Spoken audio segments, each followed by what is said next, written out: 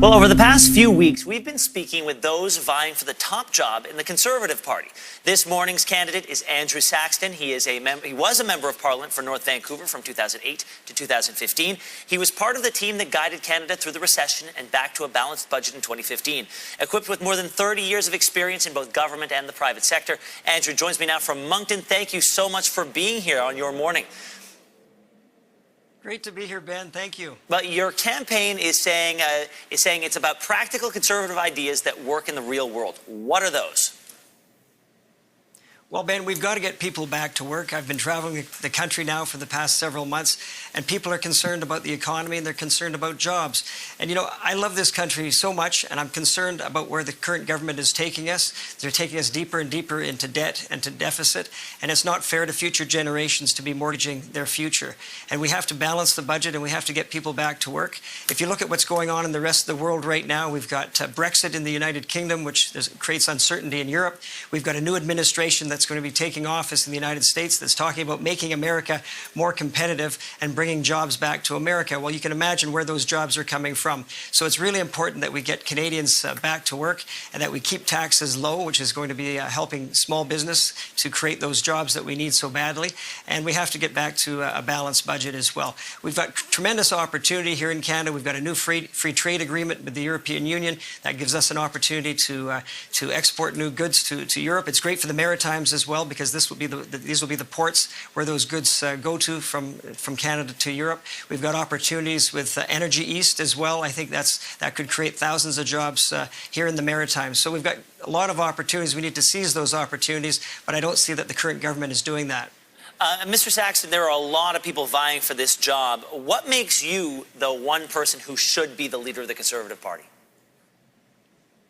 Well, Ben, I'm a businessman. My background is in finance. As you mentioned, I've worked for two of the world's largest banks. I've worked in 5 countries.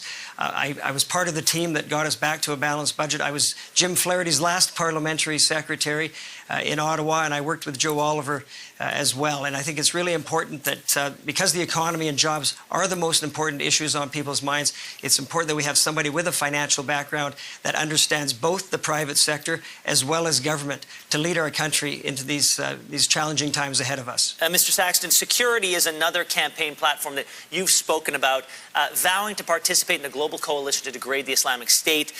In terms of spending, we are 23rd out of 28 in NATO in terms of spending. We know that the incoming president has said that there will be no more free rides for members of NATO. How do you intend on protecting Canadians from those who would do us harm? Well, it's very important that our security agencies have the tools necessary to communicate with each other so that they can stop threats. We're very fortunate in Canada because we have not had a major terrorist threat. Other countries, our allies, have had that.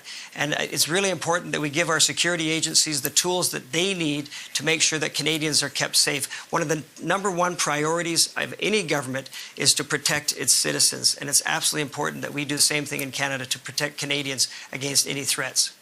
The second debate is taking place tonight, and you have said that your French skills, well, they need some work.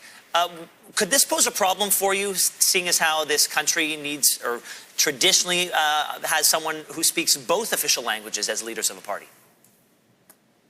Well, I was fluently bilingual. I lived in Switzerland for 2 years, worked entirely in French for 2 years.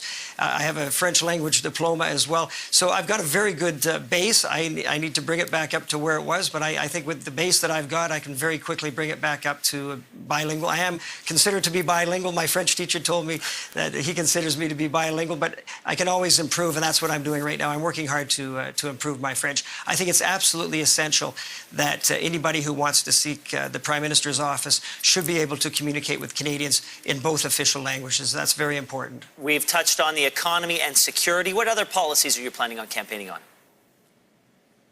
Well, you know, I think it's really important that we help young people get their first jobs. And often that first job is the most difficult job to get.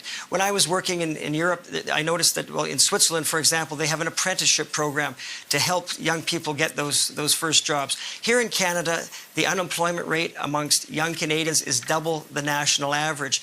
Yet at the same time, we're bringing in temporary foreign workers to fill jobs that aren't being filled. I think it's extremely important that we give young people the skills that they need to fill the jobs that are available in the marketplace. And it's not just young people. You know, it's other people that are transitioning careers. They need to be retrained and get the skills for tomorrow.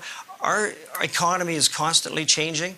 The economy of tomorrow is going to be different from the economy of today. The job opportunities will be different. And we need to make sure that we have the right institutions that are teaching our people how to get new skills, get retrained for the jobs of tomorrow. I think the sharing economy is going to be very important tomorrow. We've got new services like Uber and Airbnb. And these are the jobs of tomorrow that we have to make sure that Canadians are prepared for and have the skills necessary to fill the jobs of tomorrow, so that Canadians can fill those jobs that are going unfilled, and we don't have to bring in so many temporary foreign workers.